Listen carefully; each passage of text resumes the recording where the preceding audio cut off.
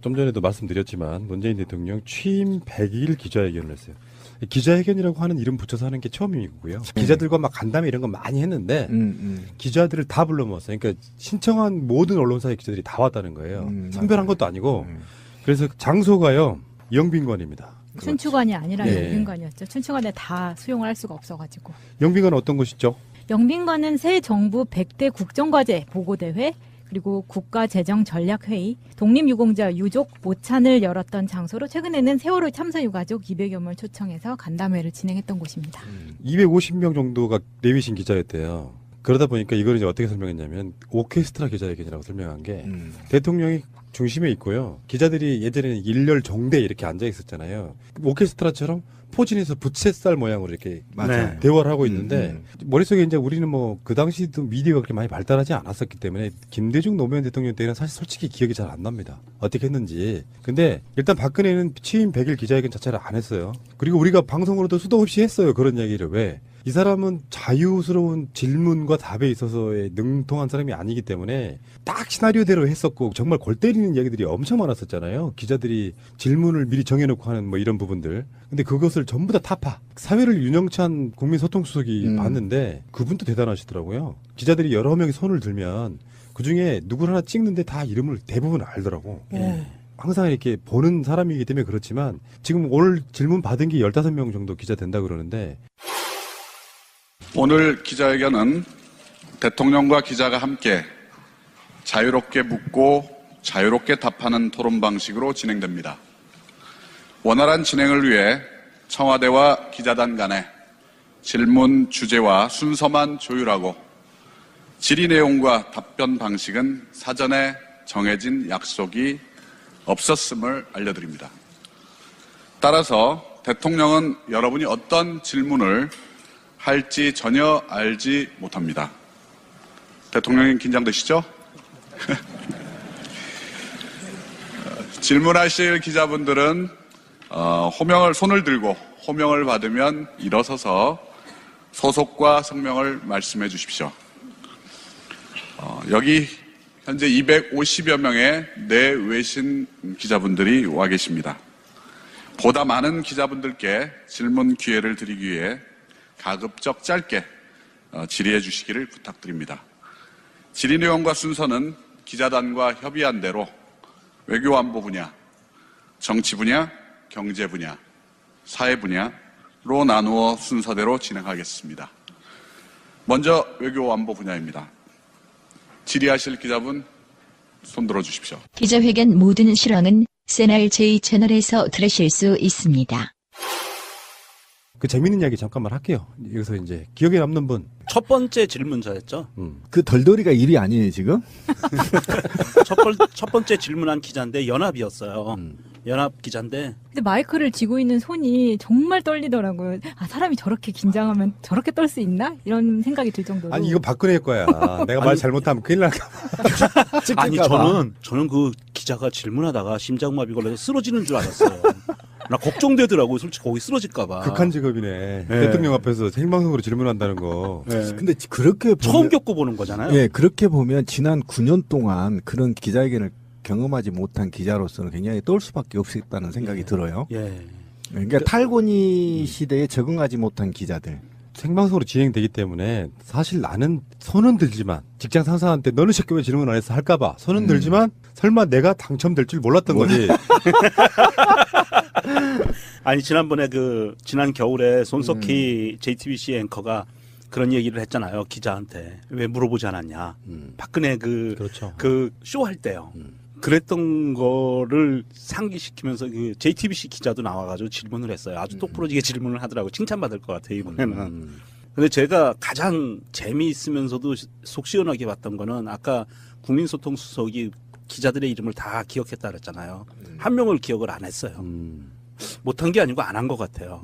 맨 마지막쯤에 가가지고 열심히 손들었는데 당첨이 안 됐던 여자분이 있어요. 여자 기자. 상주하는 기자는 아니었나 보네. MBC 기자 최근 말하는 신인이었거나. 빨간 스웨터를 입고 있었는데 MBC 기자.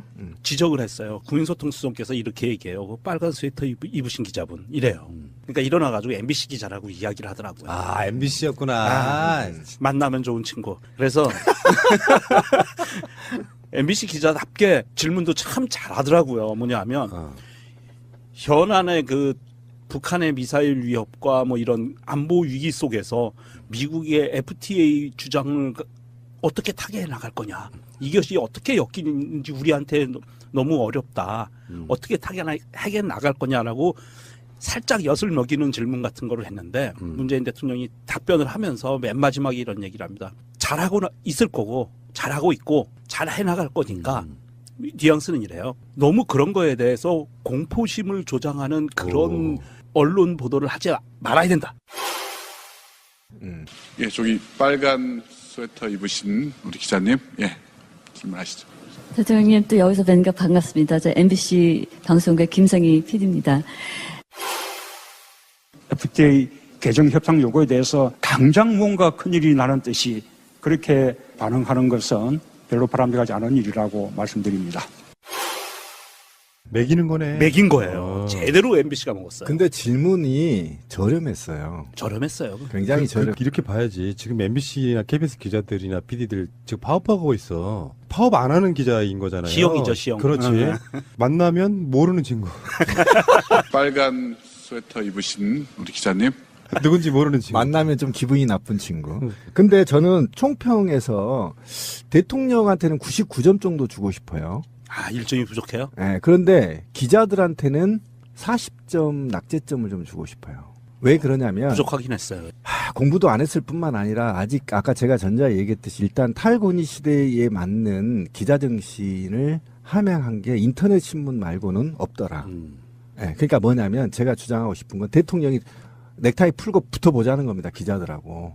근데 이 대통령이 이 기자들을 굉장히 애우했어요. 애우한 이유는 국민 대신해서 니네들이 질문한 거니까 그렇죠. 애우해줄게 해서 앉혀놨단 말이에요. 그렇죠, 예. 그리고 대통령이 상시적으로 국민과 소통을 해요. 대통령뿐만 아니라 청와대 관계자, 장관들이 상시에 소통을 하고 있기 때문에 오늘 질문의 99%는 국민이 이미 다 알고 있는 겁니다. 그러면, 예.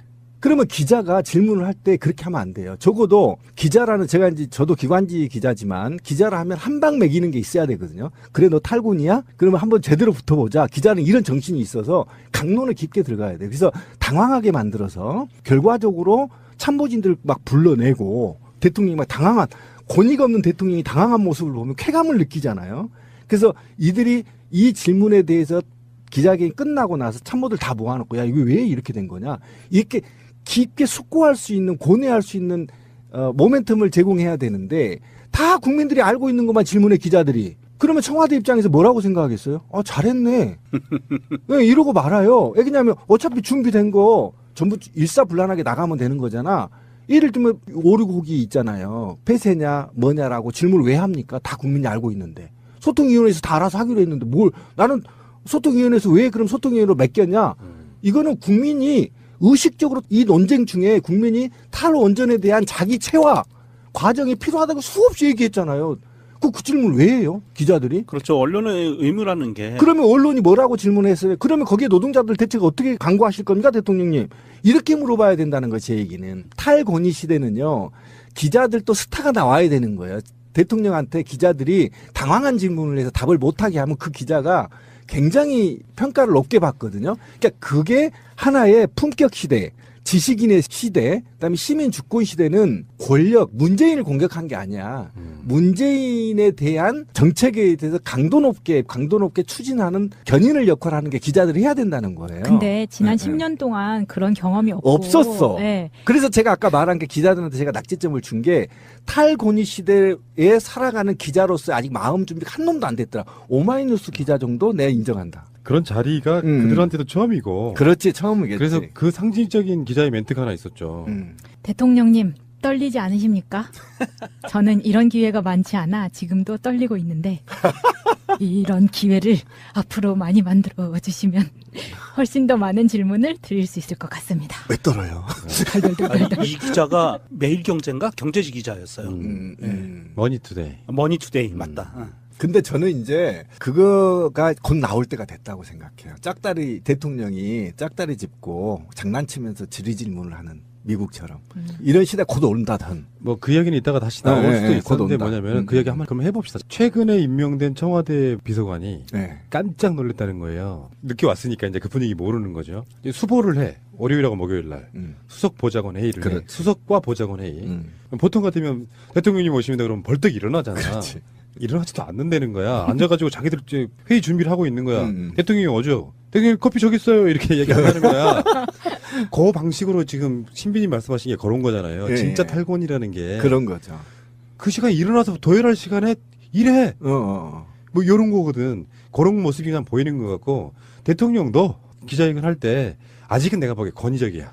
아직도 권위적이야. 앉아가지고 특별하게 그냥 서서 이야기하고 짝다리 짚고요. 호주머니 손도 집어넣고 심하면 담배를 펴도 돼. 그렇지. 지금은 아니겠지만 그래서 허심탄회한다는 게 그런 거잖아요. 그렇지. 박근혜 기억나세요? 옛날에 그 MBN 기자 김은민가? 박근혜 안아주고 난리 나고 막 그런 짓거리 했었어. 어쨌든 간에 그런 이야기들이 좀 해프닝으로 좀 있었고 문제는 무슨 메시지가 나왔나잖아요. 네, 그렇죠. 기자 질문 중에 하나가 이런 거였어요. NHK 기자가 물어봅니다. 지난 15일 광복절 경축사 당시 강제징용 위안부 피해자 문제에 대해 국제사회의 원칙을 지킬 것이라고 했는데 어떤 방식을 생각하는지 알려주십시오. 그러니까 여기에 대한 답변으로 일본군 위안부 강제징용 피해자 문제가 다 해결됐다는 일본의 얘기는 맞지 않는다라고 선을 딱 그었어요. 일침을 박았죠. 그래서 지금 문재인 대통령 광복절 축사랑 괴를 같이 하는 건데 일본은 우리 박근혜랑 다 이야기 끝난 건데라고 지금 이야기하고 있는 그런 분위기고 아베가 그렇죠. 문재인 대통령은 인정 못해. 불가능은 개뿔 이거야. 인정 못해 하면서 어떤 이야기를 했냐면 말미에 이 사안에 대해서는 외교부에서 자체적으로 그동안 진행됐던 과정과 그 안에 어떤 내용들이 들어있는지에 대해서 면밀한 분석을 하고 있고 이 분석이 나오는 대로 그것을 브리핑하겠다. 그러니까 이게 외교부 자체 내에서 박근혜가 왜 저렇게 시급하게 했는지 모든 것을 따져보고 있다는 거예요. 네, 그 안에 그거 지금 어떤 것이 숨어 있었는지 조사하고 있죠. 조사하고 있는 거고요. NHK 기자가 발을 잘못 걸었어요. 아니 이 사람들 정말 수준이 이거밖에 안 되는 거예요. 왜냐하면 문재인 대통령이 옛날 변호사 시절에 이거 전문 변호사였잖아요. 이건 아니 이 강제징용 이 피해자 소송의 대리인이었어요. 문재인 대통령이. 그럼 빡치는 아이템이구나. 대통령 입장에서. 거기다 대고 발을 걸면 엎어치기 당하는 건 당연하거든요. 그리고 이게 사실은 미국의 압력하에 박근혜 정부와 아베 정부가 신속하게 협약도 아닌 무슨 뭐 조약도 아닌 그냥 약속. 사인 간의 약속 정도인데 이거를 가지고 국제 사회에서의 통용되기에는 웃음거리밖에 되지 않고요.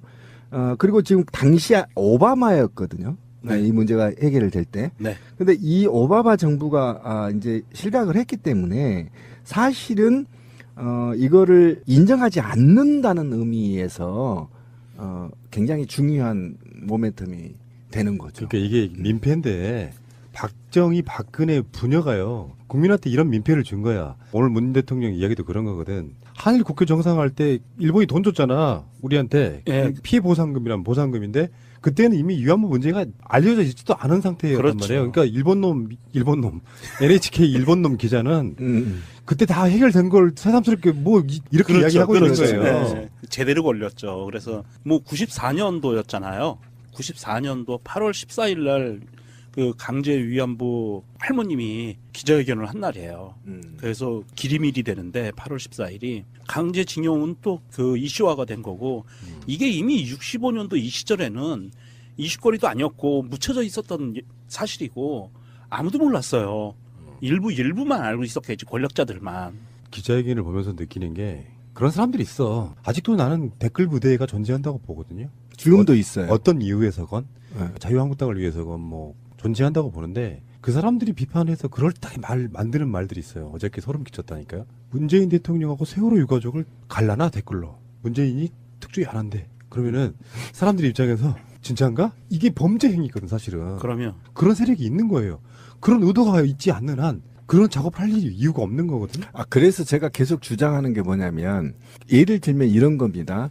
탈북의 하나원에 있는 분들을 국정원이 우리가 보편적으로 인정하지 않는 방식으로 세뇌를 시켜놨단 말이에요. 그리고 다수의 팀장급들을 다 세뇌를 시켰단 말이에요. 그러면 지금 세상이 바뀌었는데 이 사람들은 계속 공격만 하고 있는 거야. 그러니까 세상이 왜 내가 지금 공격해야 되고 있는지도 모르고 계속 관습적으로 공격하고 있단 말이에요. 그러면 이 사람들을 모두 추적해서 찾아서 정상적인 사람으로 돌려놓는 게 이 정부의 할 일이라는 거예요. 나 몰라라. 니네들 나 공격했으니까 나 몰라라 할 게 아니라 실제로 문재인 정부가 이들을 다 전원 찾아내라는 겁니다. 그게 5천 명이 됐든 10,000명이 됐든 찾아서 정상적인 삶을 살 수 있도록 만들어줘야 된다는 거예요. 아까 권 PD님 얘기한 거 저도 예전부터 생각했던 게 아직도 PC방에서 캄캄한 데서 지금 댓글 달고 있을 수 있어요. 맞아. 진짜라니까요? 아니, 세상이 바뀐 줄 모르고 그냥 달고 있어. 왜 무인도에서 네, 일본 애들이 2차 대전 끝난 줄 모르고 인도네시아 숲속에 있었던 것처럼 자기도 모르고 막 그럴 수 있겠다. 찾아서 다 전원 찾아야 돼 명단. 그 트위터에 보면 봇들 있잖아요. 봇 비밀번호를 까먹어가지고 지금도 뭐지 그 당시에 박근혜 찬양하고 문재인 비판하고 그게 지금도 올라온다는. 아니 그 증거를 대드릴게요. 트위터에 신비 2010 제 아이디예요. 들어오셔서 거기에 리스트가 있어요. 시발단 리스트. 한 180명 정도 있거든요. 지금도 달고 있어요. 한번 가보세요. 근데 이제 진짜 중요한 이야기는요. 사실은 100일 정도 되면은 대통령이 내가 좀 자랑하고 싶어 하는 것들이 있어. 오늘도 그런 이야기도 나왔는데요. 건강보험, 그 보장성 강화라는 표현 좀 그렇고요. 사실은 미용 목적의 성형을 제외한 모든 의료 행위에는 건강보험이 보장하겠다. 물론 이제 얼마큼 보장하느냐에 프로테지는 좀 다르지만. 그게 다르지만. 다음에 이제 곧 내년에 아동수당 바로 지급되고요. 예. 바로 지급되죠. 그 다음에 부동산 정책도 지금 굉장한 환영을 받고 있는 거잖아요. 그런 어떤 자부심도 이야기했고. 근데 부동산 정책은 맥을 정확히 짚고 있다는 게 증명된 겁니다. 국민적 지지율이 다시 높아진 게 저는 최근에 최저임금 넘어가고 부동산 정책 발표되고 결정적으로는 건강보험 하나로 요것들이 뭉쳐지면서 다시 취임 100일에 지지율이 더 높아졌다고 보는데 근데 오늘 문 대통령이 그 기자회견에서 했던 말 중에 저는 곰곰하게 사람을 생각하게 만드는 말이 뭐였냐면은 국민 모두의 대통령이 되고자 했다. 국민 삶 책임지는 정부로 거듭나겠다 이거거든요.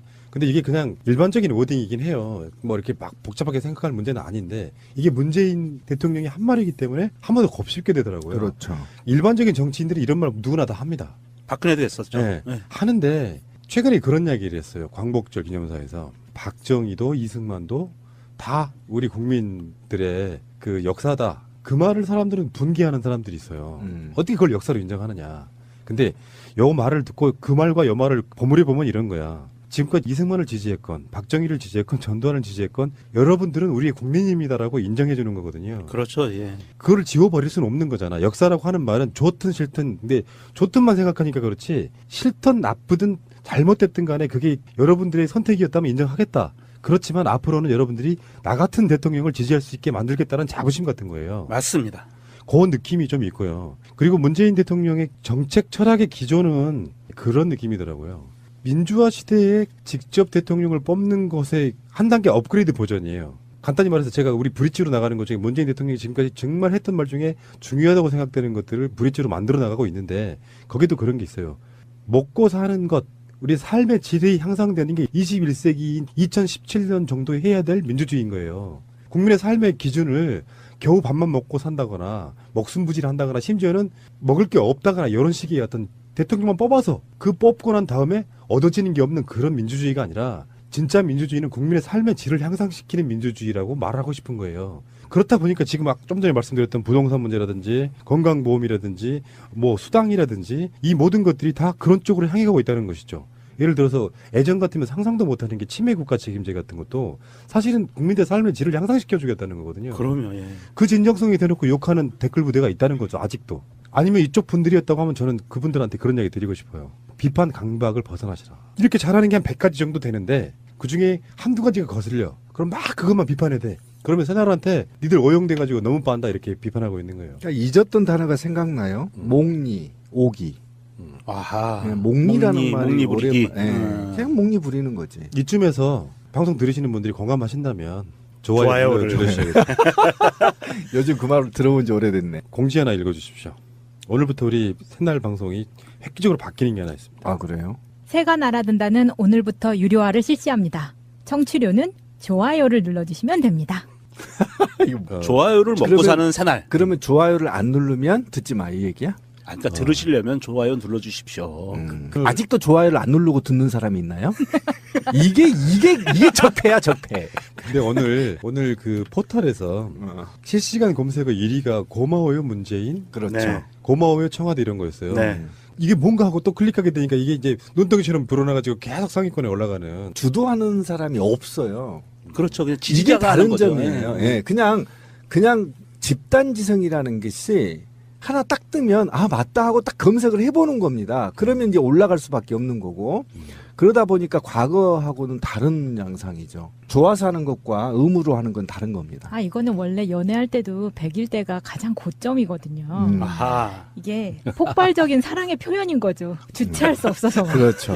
요거 막 풍선에다가 그 반지 전광판에다가 넣고 전광판에 영상 쏴주는 거 똑같아. 아하. 그렇지. 문재인 대통령도 보고 있을 거 아니에요. 근데 그럼. 실시간 검색 1위가 고마워요 문재인이야. 문재인이라고 하는 우리의 애인 입장에서는 얼마나 감동했을 거예요. 그걸 보답하는 문재인 거고. 대통령이 일과 시간 이후에요. 사람들이 무엇을 하나, 뭐 찡찡이 데리고 놀기만 하나 이렇게 생각하시는데 그거 아니고요. 트위터를 다 보십니다. 트위터 다 보시고 멘션도 달아주시고 리트윗도 해주세요. 심지어 팟캐스트도 들어. 그러면 페이스북도 하고. 문재인 대통령이 고마워요 문재인 이벤트에 대한 답을 트위터에 올렸어요. 보고 있다는 말이 맞아. 다 보고 있어. 저는 마차고요. 예. 문재인 대통령의 트윗입니다. 여러분 고맙습니다. 고마워요 문재인 태그 취임 100일 최고의 선물입니다. 제가 더 고맙습니다. 지난 100일 국민 여러분 덕분으로 잘 올 수 있었습니다. 앞으로 더 많은 시간들도 국민 여러분과 함께 하겠습니다. 국민 여러분 감사합니다. 사랑합니다. 예. 그렇게 하셨고 동영상도 하나 올리셨는데 제가 한번 소리만 들려드려 볼게요. 지금 이제 녹화가 되고 있는 겁니다. 그래? 예. 시작한다는 거예요? 예. 여러분 고맙습니다. 고마워요 문재인 취임 100일 최고의 선물입니다. 제가 더 고맙습니다. 지난 100일 국민 여러분 덕분으로 잘 올 수 있었습니다. 앞으로 100일 그리고 더 많은 시간들도 국민 여러분과 함께 가겠습니다. 국민 여러분 감사합니다. 사랑합니다. 됐습니다. 자, 와, 예. 스마트폰을 직접 들고 말씀하셨나 봐요. 그건 이제 문재인 시대에는 특별한 일이 아니고 제가 사람들은 늘 똑같은 방식으로 살다가 후회하고 후회하는 것 같아요. 민주주의는 비판의 원리로 작동한다고 하지만 그 비판이 편 들어줘야 될 대상에 대해서는 그 비판이 굳이 날카로울 필요는 없다고 생각합니다. 아까 제가 말씀드린 비판 강박증 좀 내려놓으시고요. 그렇게 해서 또 나중에 문재인이라는 사람이 우리들을 대신해서 개혁하고 있는데 힘 실어주지 않고 비판하다가 결국에는 힘이 약해져서 그렇게 또 보내는 그 과오를 범하시겠습니까? 이를테면은 최소한 민주 진보 시민들의 대부분은 그렇다고 생각합니다. 노무현 대통령 돌아가신 뒤에 아 그게 아니었구나라고 오해했다고 슬퍼하고 미안해 했잖아요. 그 방식을 최소한 문재인 대통령이 나는 솔직히 말씀드리면 5년 지켜본 뒤에 난 평하고 싶어요. 일이 일비하지 말자는 게 그런 뜻이거든요. 기본적인 개념만 잡혀 있다고 하면 잠깐의 방향성이 이상하다 내 마음에 안 드는데 방향으로 가더라도 굳이 비판하지 않더라도 큰 줄기는 우리가 바라는 방향으로 갈 것이다. 저는 그렇게 믿기 때문이거든요. 그런 말씀 드리고 싶고요. 사랑스러운 문재인 대통령, 아까 신비님도 그런 말씀 하셨죠. 사상 가장 위대한 대통령의 족적으로 남을 거다 하셨는데 그걸로 끝나면 안 되죠. 문재인의 마지막 역할은 본인보다 더 대단한 대통령을 정권 연장시켜주는 거다 이렇게 생각을 좀 드리고 싶고요. 그런데 문재인 대통령한테 나온 말 중에 이런 게 있었어요. 그 앞부분이 이렇게 돼 있어. 모든 특권과 반칙, 부정부패를 청산하고 공정하고 정의로운 대한민국으로 중단 없이 나아갈 것. 최근 국정원이 스스로 개혁의 담금질을 하고 있고 검찰은 역사상 처음으로 잘못을 반성하고 국민께 머리 숙였다. 국민을 감시하고 통제했던 권력기관들이 국민을 위한 조직으로 거듭나기 위해 노력하고 있다. 하지만 이제 물길을 돌렸을 뿐이다. 그러니까 잘못된 방향성이 이렇게 쭉 가고 있었던 거를 물길만 돌려놓은 거다. 제대로 된 물이 들어와서 그게 강이 되고 바다가 돼야 된다. 물길만 돌려놓은 거라는 거예요. 사람들은 문재인 대통령 취임한 지 한 1년, 2년, 3년쯤 되는 걸로 착각을 하고 있는 거예요. 이제 물길 돌려놓고 있단 말이에요. 그래서 구체적인 성과를 만들기 위해서는 더 많은 시간이 필요하고 더 많은 과제와 어려움을 해결해 나가야 된다고 국민들께 사실은 양해도 구하고 있는 거거든요. 다 해주길 바래. 그게 속도가 스피드 있게 안 나가고 가시적인 결과물이 바로 안 나오니까 거기에 대해서 막 사람들이 애타하고 실망하고 이러는 거에 대한 답이에요. 조금만 더 시간 주세요. 이제 시작한 건데. 그러니까 제가 어쨌든 노무현 정부 어떤 평가를 좀 한번 책에서 읽었던 것 같아요. 그러니까 노무현 정부가 실패했던 이유가 국민 앞에 너무 앞서갔다는 거 평가하더라고 이 책이. 그러면서 문재인 정부 관련자를 얘기해 보니까 문재인 정부가 트라우마처럼 느끼는 게 그 부분이라는 겁니다. 그래서 국민의 반발만 앞서가겠다는 거예요. 많이 들어보셨죠? 그러니까 지금 굉장히 제가 아까 99점을 줬던 이유는 너무 앞서가지 않고 국민들의 정서를 봐가면서 살짝 반발만 앞질러 가면서 개혁과 드라이브를 달린다는 거예요. 그러니까 우리가 볼 때는 아 씨발 저거 칼자리 줬으니까 와 져서버려야 되는데 이렇게 생각을 하고 답답해하지만 그렇게 하면 아까 권 PD가 얘기한같이 금방 실패로 돌아가고 적이 생길 수 있으니 국민적 정서가 끌어오르고 깨있는 시민들이 조직된 힘으로 요구할 때 그리고 그것이 우리가 미처 과거의 언론에 굴절된 언론 때문에 잘못 인식됐던 것들도 다시 재인식되면서 다시 국민적 의식 수준이 쭉 올라오면서 그 상태에서 조금 앞서가서 국가 개혁과 그다음 아까 말했던 국가 전반을 반석에 올려놓겠다라는 의지가 굉장히 강하다는 걸 제가 느꼈어요. 예. 기자가 질문을 해요. 적폐청산에 대해서 청사진은 로드맵이 있느냐 이렇게 대답을 하시더라고요. 우리 대한민국이 갖고 있는 가장 큰 적폐는 불공정한 사회, 불공평한 사회, 정의롭지 못한 사회다. 그렇죠. 이것을 바꿔나가는 것이 좀 더 공정하고 공평하고 정의로운 사회로 바꾸는 것이 적폐청산이라고 생각한다. 그것은 1, 2년에 이루어질 수 있는 것이 아니고 외운 거 얘기하는 건데 그냥 단어는 좀 달라요. 단어는 다르니까 새겨 들으세요. 그 1, 2년이 걸리는 것이 아니고 굉장히 오래 걸릴 수 있다. 임기 내내가 걸릴 수 있고 어쩌면 다음 정부에서도 계속 해야 될 수도 있다. 이런 이야기를 그렇죠. 해요. 하루치면 안 돼 이거. 그러면서 어느 한 세력과 어느 한 부서의 잘못을 적폐를 없애는 것이 적폐청산이 아니다. 이런 얘기를 해요. 이건 굉장히 큰 마인드거든요. 우리가 검찰 당장 왜 못 조져? 국정원 왜 못 조져? 이렇게 우리가 조급하고 조바심을 낼 필요가 전혀 없다는 거예요. 대통령은 갖고 있는 마인드가 대한민국이 앞으로 수십 년, 수백 년 살아나갈 먼 길을 보고 그림을 그리고 있는데 우리는 지금 부터치가 여기가 잘못됐어, 저기가 잘못됐어라고 하면 너무 그거는 참견을 많이 하는 거다. 이런 생각을 하게 됐고요.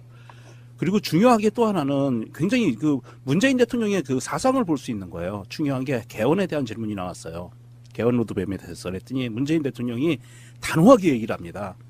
두 가지를 단호하게 얘기해요. 하나는 지방분권, 또 하나는 국민주권의 강화, 국민 기본권 강화. 이 두 가지가 개헌의 핵심이다. 이게 정치 권력 이런 거가 개헌이 아니다. 라고 얘기해서 두 가지를 굉장히 확실하게 얘기해서 내년 지방선거에 할 약속은 자기는 지키겠다.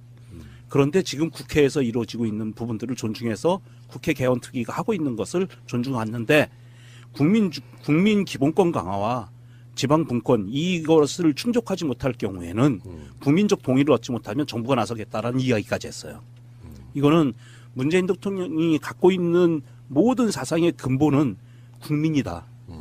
국민 주권에 있다라는 것을 또 느꼈어요, 오늘. 네. 대통령의 기자회견 자체가 예전에 박근혜 때만 해도 부끄러웠고요. 질문도 못 받는 대통령이라는 느낌. 그 질문을 즉석에서 받으면서 사실은 모두 발언이 엄청 길 줄 알았거든요. 굉장히 짧았어요. 생각보다. 그러니까 1시간을 원래 예정되어 있던 시간에 한 5분 정도 안 되는 시간에 모두 발언하고 다 질문 받았거든요. 예. 근데 박근혜하고는 좀 비교 안 했으면 좋겠어요. 비교 자체가 안 되고 하려면 노무현이나 김대중 대통령 쪽으로 비교를 해야지. 죽을 죄를 졌습니다. 네, 비교 자체가 아니 근데 이거는 어떻게 정말- 비교가 자연스럽게 되는 걸 몇 아니, 달 아예, 전. 예, 아예 안 했으면 좋겠어요. 알겠습니다. 창피합니다. 예. 친구가 되겠다는 약속 반드시 지키겠습니다. 대통령님 제가 직접 챙기겠습니다. 기대할게. 문재인 대통령이 없애려고 하는 적폐들 중에 중요한 부분이 사실은 탈핵이잖아요. 그렇죠. 그래서 원전 신고리 오리고기 공론화위원회 관련해서 지금 한참 논쟁이 붙었고요. 대통령 지지율에 눌려가지고 공개적 반발은 못하지만 그래서 뭐 엄한 뭐 김익준 교수 같은 분들이 타겟이 되고 그러잖아요. 그렇죠. 근데 마침 저쪽 사람들이 이용해 먹기 좋은 사건이 하나 터졌어요. 그게 먹잇감이 딱 나왔죠. 대만의 블랙아웃인데 블랙아웃이라는 게 대만 전체 가구의 64%가 불이 나가버린 거예요. 아, 크긴 컸구나. 그러니까 속 내용도 모른 채 이제 종편이나 이런 데서 대만 사태가 한국을 닮았다. 탈핵 정책이 잘못됐다 이런 식으로 이렇게 몰아가고 있는 건데 사실 알고 보니까 LNG 발전소가 고장난 거거든요. 그러니까 가스공사 직원의 실수로 가스 밸브를 2분 동안 잠그면서 벌어진 인재이거든요. 그러니까 알고 보면은 탈핵하고는 아무 상관없는 거예요. 알고 보면. 근데 이런 식으로 몰아가고 있는 거죠. 아직도 페이크 기사를 쓴 새끼들이 있어요. 그러니까 얘네들의 논리는 자기들이 이야기하고 싶은 거는 논치는 그거예요. 핵발전소를 줄이면 대한민국이 핵발전소를 줄이면 만약에 전기가 아슬아슬하게 모자랄 때 이렇게 직원 한 명의 실수로 인해서 블랙아웃이 올 수 있다. 이런 논리를 피고 싶은 거예요. 그런데 대한민국은 또 완전히 다르죠. 대한민국은 전기가 어마어마하게 남아나요. 그래서 이렇게 어마어마하게 큰 블랙아웃 현상이 일어날 수는 없다. 발전소가 한 10개 정도가 동시에 가동 스톱되면 모를까. 근데 저는 사실 탈핵과 관련한 문재인 대통령의 지식이 어느 수준인지를 사실은 저는 한 번도 들어본 적이 없어서 이번에 처음 들었어요. 전 깜짝 놀랐습니다. 정확히 머릿속에 기억하고 있더라고요. 언제까지 60년 후에 탈핵이 되는데 계산이 다 나와 있는 거예요. 그 짧은 기자 질문에 60년 동안 몇 호기가 지금 건설되면 얼마가 들어가고 몇 년도 가면 지금부터 탈핵을 준비해도 60년이 걸린다. 정확하게 수 계산하고 있고 그래도 지금 핵발전소 우주온도 세계 1위다. 여기까지 다 계산하고 있어요. 그게 대만, 저 깜짝 놀랐어요. 대만은 탈핵 시간표가 10년이고요. 예, 예. 한국은 60년이에요. 60년이에요. 그게 공개할 수가 없는 거예요. 이게 정상적인 놈이라면 예. 문재인 대통령의 탈핵 그 정책을 비판할 수가 없는 거예요. 이게 윈윈 전략이었어요, 사실은. 전혀 국가에 해를 주지 않으면서 60년 동안 대체 에너지를 개발하면 되는 겁니다. 그러니까 저는 대만 방식을 선호하는 것이요. 최대한 빨리 끝내주는 게 좋은데 그렇죠. 한국은 그게 워낙에 뿌리가 좀 깊고요. 대만이 그 후쿠시마 사고가 나고 나서요. 일본 수산물을 한국은 눈치 보면서 막 그게 쓰레기까지 막 수입하고 그랬었잖아요. 지금도 예. 하고 있죠. 대만은 그 사건 나자마자 바로 일본산 수산물 수입 금지를 딱 못을 박았던 그런 나라예요. 맞습니다. 그러니까 사실은 대만에 비하면 한국은 굉장히 느리죠. 느리게 가고 있음에도 불구하고 보수 쪽에 한수원이나 원자력 문화재단 같은데 광고나 협찬 받아먹는 새끼들이 이지랄하고 있는 거예요. 이건 정상적인 거지. 우리가 대만이 그 일본 수산물 수입한 거에 대해서 그렇게 단호하게 그 수입 금지 조치를 내렸던 것을 우리가 그냥 당연하게 생각을 하는데요. 대만이라는 나라는요. 일본한테 일제시대에 지배받았던 것에 대해서 부끄러워하고 화내고 싸우고 하는 나라가 아니에요. 그것을 오히려 일부 좋아하는 나라예요. 중국하고는 또 다릅니다. 대만은 굉장히 친일적인 나라예요. 나라 자체가. 그럼에도 불구하고 국민의 안전과 먹거리 안전을 위해서 그렇게 단호하게 수입 금지를 했는데 대한민국이라는 나라는 태생적으로 일본과 정말로 가까워지기 힘든 나라예요. 그럼에도 불구하고 후쿠시마 사태가 벌어지고 나서 그 오염된 것들을 수입을 했었죠. 그 후쿠시마 사고가 났을 때가 2011년인데요. 한국에서는 있을 수 없는 일이 일어났어요. 탈원전 하라고 집회 인구가 20만 명이 모였습니다. 우리나라 그게 가능해요, 지금 현재? 저는 불가능하다고 봐. 다른 아젠다에 대해서는 진보적 아젠다들을 많이 수용하는 한국 사람들이 아직도 탈원전과 사드 문제에 대해서는 상당히 보수적입니다. 그동안에 저들이 심어놓은 이데올로기에 못 빠져나오고 있는 거죠. 근데 지금 어쨌든 우리는 삼척을 예를 보면 돼요. 삼척 이미 성공적으로 하고 있잖아요. 이미 탈핵 결정했고 삼척은 자체 에너지가 지금 110%가 넘어가고 있는 거 아닙니까? 그런 것들을 좀 더 발전시키면 되고요. 저는 제가 아까 다시 얘기하지만 정확하게 타협할 수 없겠더라.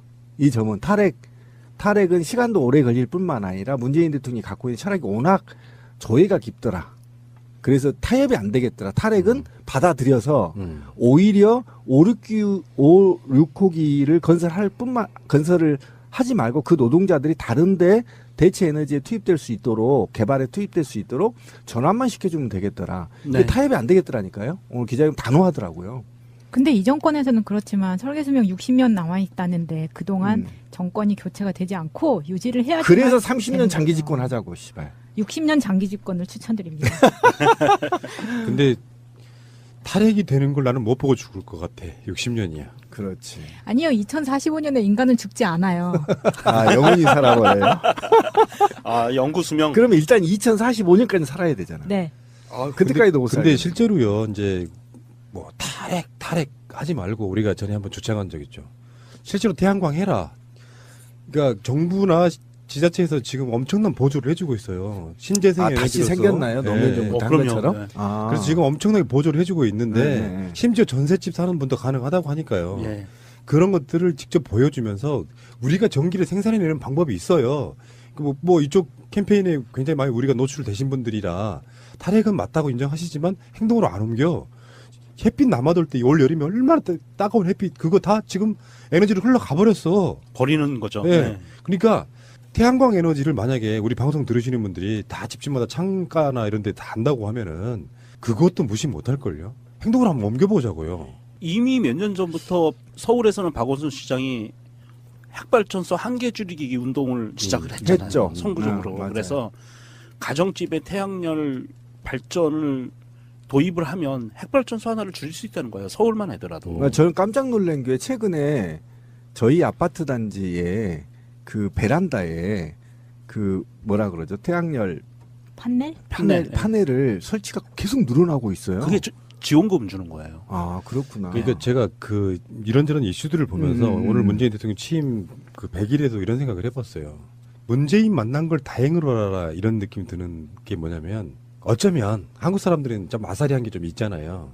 혁명해서 촛불혁명이라고 해서 다 목 자르고 당선됐으면은 신비님이 주장하는 바지 목을 쳐 이러건데 이게 무서운 거다는 거죠. 그러니까 말려 죽이는 거야. 사람을 말려 죽이는 거예요. 왜냐하면 이게 당장 쳐내면 나중에는 무슨 정치 보복 논리로 이렇게 이슈가 커지니까 계속 시스템적으로 법을 만들고 하면서 말려 죽이는 예. 그 방식이에요. 근데 당장은 죽진 않지. 강경하게 투쟁하고 싶어 하시는 분들 저 기억들 나세요? 작년에 왜 청와대에 버스 넘자 그 논쟁이 분명히 있었잖아. 있었죠. 담 근데 결국에는 평화주의자들이 이겼잖아요. 네. 아직도 그 논리로 아싸리하게 확 쓸어버리지 이거 불가능하다. 현실적으로 그러니까 현대국가에서는. 지금 저는 근데 그런 거를 버리지 못해요. 저도 지금도. 아니 저는 그거 알아요. 신비님 조중동 다 폭파시키고 사주들 다 목 공개적 치고 그다음에 이 박근혜와 관련된 대기업들 사장들 100대 기업들 전부 공개 처형하고 그다음에 저는 그렇게 해야 된다고 봅니다. 아니, 그렇게 해야 된다고 보는데 네. 그것이 줄 여파는 이를테면 문재인이 두테르테가 되는 거예요. 그러니까 요거는 장기적 관점에서 분명히 이렇게 돼서요. 정권이 또 뒤집히거나 그러면 또 보복합니다. 그러면 예. 그걸 처음으로 막았던 사람은 김대중 대통령인데 어쨌건 간에 당장 수련하겠지만 시스템적으로 만들어 놓지 않으면 또 반복된다는 의미를 갖고 맞아요. 있다고 보고요. 그러니까 법률적으로 정확하게 시스템을 그래서 갖춰야죠. 말려 죽이는 건데 그 부분에 대한 어떤 기대가 일부 분들의 그런 스타일 또한 필요하다고 생각해요. 왜 그러냐면 그런 강한 목소리가 있어야 문재인 대통령이 조금 평화적이고 시스템적으로 하려고 하는 것이 사실 쉴드가 되는 부분도 있어. 반대쪽에다가는. 맞습니다. 그런 힘의 균형도 필요하다고 보니까 어쨌건 지금 원전 같은 경우가 대표적인 그런 사례예요. 그러니까 대통령이 그냥 지시사항으로 건설 중단에 할 수 있잖아요. 근데 들어간 비용에 대한 문제가 있고 나중에 추가로 발생할 문제 같은 것들을 봐서 김익준 교수님이 우리한테 한 말씀이 정답이라고 생각해요. 원전 건설 찬성이 나와도 받아들여야 된다. 어쩔 수 없다.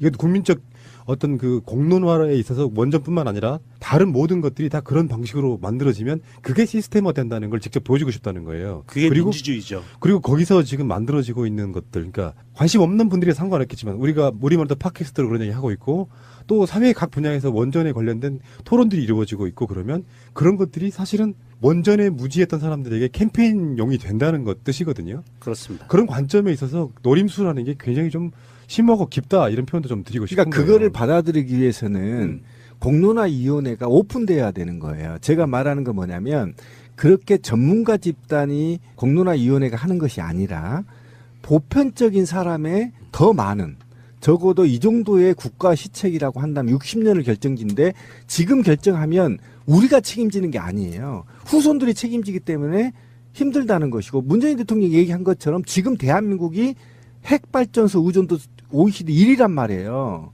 1위인 국가에서 어떻게 하면 재생에너지를 발전시켜서 이것을 국가 이익으로 만들어내느냐가 지금 전 세계에 전쟁처럼 보이지 않는 전쟁처럼 하는 게 지금 대체 에너지란 말이에요. 그러면 우리나라가 지금 계속 핵발전소에 예산을 투입한다 그러면 재생에너지를 발전 진화시키는데 더디다는 겁니다. 그러면 독일이나 선진국에 뒤떨어지게 되는 거고 2차 산업 에너지나 모든 것이 에너지 분야가 그러면 대외 경쟁력도 떨어진다는 겁니다. 그렇다고 한다면 이것이 지금 탈핵이 지금 위험한 게 뭐냐면 오륙호기가 지금 핵심인데요. 오륙호기가 지금 법원에서도 곧 판결이 지금 기다리고 있고요. 그다음에 공론화가 또 어떻게 진행되고 있는지 저 몰라요. 솔직히 저 같은 경우도. 그리고 여기서 토론을 생방송해 주는 것인지 아니면 이 토론이 이 결정 내버리면 할 수 없이 우리가 받아들여야 되는 것인지 이런 것도 모르겠고 그래서 공론화위원회도 오픈해서 수천 명이 참여해서 집단 결정을 해야 된다는 거예요. 저는 전문가나 관료들을 믿지 않습니다.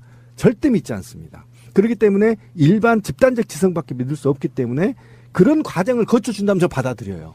그런데 예. 특정 이 사회적 지위를 갖고 있는 전문 그룹 집단이 이걸 판단하는 건 저는 받아들일 수 없다. 그러니까 공론화위원회에 대한 이해가 좀 그런데 그렇죠. 전문가가 아닌 그러니까 저쪽에서 배제한 사람들은 참여하지 못하는 형태로 지금 만들어졌어요. 그렇고 결국은 언론의 문제인데요. 언론이 공론화위원회 주제들을 상당히 이슈화시키는 걸 좀 그러니까 뭐랄까 좀 꺼려하는 측면이 있어요. 왜냐하면 암흑처럼 막혀있던 정보가 하나씩 까지는 상황이란 말이에요. 그렇죠. 그러니까 그 공론화위원회의 논쟁 자체가 굉장히 많이 오픈이 되고 범국민적 관심사가 되면 결국엔 불리해지는 건 지금까지 정보를 오픈하지 않았던 쪽이란 말이야. 그렇죠. 맞습니다. 그러니까 언론들이 그걸 잘 안 까는 편이고 이슈화시키지 않는다는 것이고요. 나쁜 놈들이죠. 예. 어쨌든 이런 현상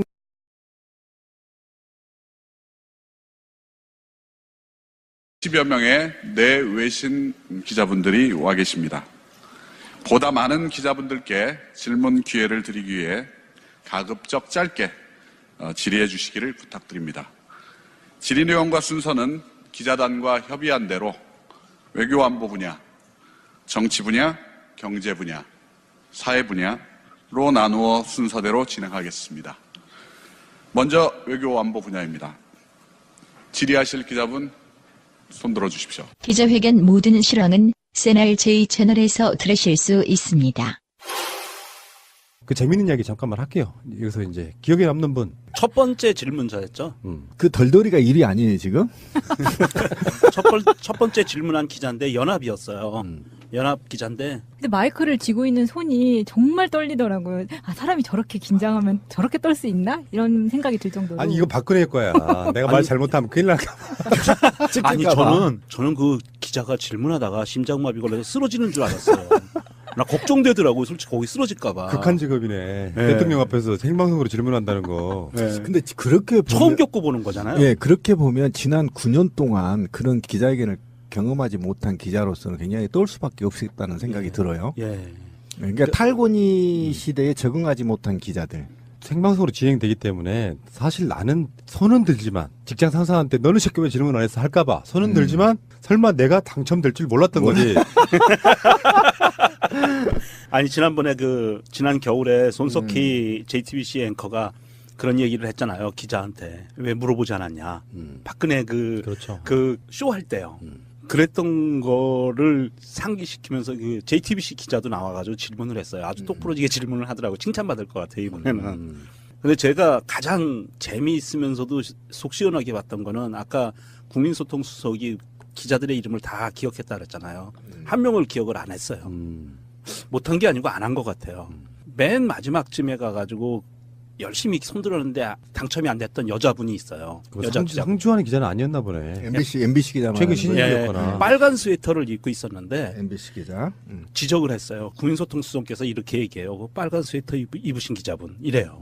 그러니까 일어나가지고 MBC 기자라고 이야기를 하더라고요. 아 MBC였구나. 써야 되거든요. 그래 너 탈군이야? 그러면 한번 제대로 붙어보자. 기자는 이런 정신이 있어서 강론을 깊게 들어가야 돼. 그래서 당황하게 만들어서 결과적으로 참모진들 막 불러내고 대통령이 막 당황한 권위가 없는 대통령이 당황한 모습을 보면 쾌감을 느끼잖아요.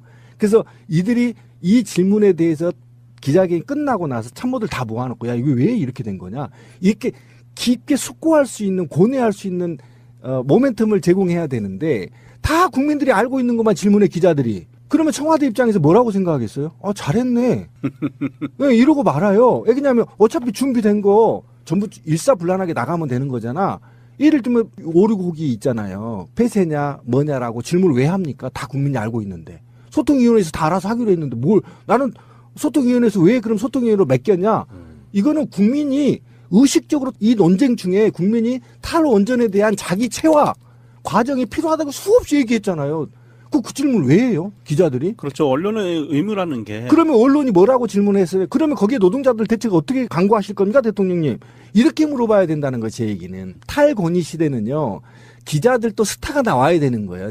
대통령한테 기자들이 당황한 질문을 해서 답을 못하게 하면 그 기자가 굉장히 평가를 높게 받거든요. 그러니까 그게 하나의 품격 시대, 지식인의 시대, 그다음에 시민 주권 시대는 권력, 문재인을 공격한 게 아니야. 문재인에 대한 정책에 대해서 강도 높게 추진하는 견인을 역할하는 게 기자들이 해야 된다는 거예요. 근데 지난 10년 동안 그런 경험이 없었어. 네. 그래서 제가 아까 말한 게 기자들한테 제가 낙제점을 준 게 탈권위 시대에 살아가는 기자로서 아직 마음 준비가 한 놈도 안 됐더라. 오마이뉴스 기자 정도 내가 인정한다. 그런 자리가 그들한테도 처음이고. 그렇지, 처음이겠지. 그래서 그 상징적인 기자의 멘트가 하나 있었죠. 대통령님 떨리지 않으십니까? 저는 이런 기회가 많지 않아 지금도 떨리고 있는데 이런 기회를 앞으로 많이 만들어 주시면 훨씬 더 많은 질문을 드릴 수 있을 것 같습니다. 왜 떨어요? 아니, 이 기자가 매일경제인가 경제지 기자였어요. 머니투데이. 머니투데이 맞다. 근데 저는 이제 그거가 곧 나올 때가 됐다고 생각해요. 짝다리 대통령이 짝다리 짚고 장난치면서 질의질문을 하는 미국처럼 이런 시대 곧 온다던. 뭐 그 얘기는 이따가 다시 나올 수도 있었는데 뭐냐면 그 얘기 한번 그럼 해봅시다. 최근에 임명된 청와대 비서관이 깜짝 놀랐다는 거예요. 늦게 왔으니까 이제 그 분위기 모르는 거죠. 수보를 해. 월요일하고 목요일 날 수석 보좌관 회의를 해. 수석과 보좌관 회의. 보통 같으면 대통령님 오시면 그러면 벌떡 일어나잖아. 그렇지. 일어나지도 않는다는 거야. 앉아가지고 자기들 이제 회의 준비를 하고 있는 거야. 대통령이 오죠. 대통령 커피 저기 있어요. 이렇게 얘기하는 거야. 그 방식으로 지금 신비님 말씀하신 게 그런 거잖아요. 예, 진짜 예. 탈권이라는 게. 그런 거죠. 그 시간에 일어나서 도열할 시간에 일해. 뭐 이런 거거든. 그런 모습이 그냥 보이는 것 같고 대통령도 기자회견 할 때 아직은 내가 보기에 권위적이야. 아직도 권위적이야. 앉아가지고 특별하게 그냥 서서 이야기하고 짝다리 짚고요. 호주머니 톰도 집어넣고 심하면 담배를 펴도 돼. 그렇지. 담배. 지금은 아니겠지만 그래서 허심탄회한다는 게 그런 거잖아요. 그렇지. 박근혜 기억나세요? 옛날에 그 MBN 기자 김은민가? 박근혜 안아주고 난리 나고 막 그런 짓거리 했었어. 어쨌든 간에 그런 이야기들이 좀 해프닝으로 좀 있었고 문제는 무슨 메시지가 나왔나잖아요. 네, 그렇죠. 기자 질문 중에 하나가 이런 거였어요. NHK 기자가 물어봅니다. 지난 15일 광복절 경축사 당시 강제징용 위안부 피해자 문제에 대해 국제사회의 원칙을 지킬 것이라고 했는데 어떤 방식을 생각하는지 알려주십시오. 그러니까 여기에 대한 답변으로 일본군 위안부 강제징용 피해자 문제가 다 해결됐다는 일본의 얘기는 맞지 않는다라고 선을 딱 그었어요. 일침을 박았죠. 그래서 지금 문재인 대통령 광복절 축사랑 괴를 같이 하는 건데 일본은 우리 박근혜랑 다 이야기 끝난 건데라고 지금 이야기하고 있는 그런 분위기고 아베가 그렇죠. 문재인 대통령은 인정 못해. 불가역은 개뿔 이거야. 인정 못해 하면서 어떤 이야기를 했냐면 말미에 이 사안에 대해서는 외교부에서 자체적으로 그동안 진행됐던 과정과 그 안에 어떤 내용들이 들어있는지에 대해서 면밀한 분석을 하고 있고 이 분석이 나오는 대로 그것을 브리핑하겠다. 그러니까 이게 외교부 자체 내에서 박근혜가 왜 저렇게 시급하게 했는지 모든 것을 따져보고 있다는 거예요. 네, 그 안에 그거 어떤 것이 숨어 있었는지 조사하고 있죠. 조사하고 있는 거고요. NHK 기자가 발을 잘못 걸었어요. 아니 이 사람들 정말 수준이 이거밖에 안 되는 거예요. 왜냐하면 문재인 대통령이 옛날 변호사 시절에 이거 전문 변호사였잖아요. 이건 아니 이 강제징용 이 피해자 소송의 대리인이었어요. 문재인 대통령 만나면 좋은 친구. 그래서 MBC 기자답게 질문도 참 잘하더라고요. 뭐냐면 현안의 그 북한의 미사일 위협과 뭐 이런 안보 위기 속에서 미국의 FTA 주장을 어떻게 타개해 나갈 거냐. 이것이 어떻게 엮이는지 우리한테 너무 어렵다.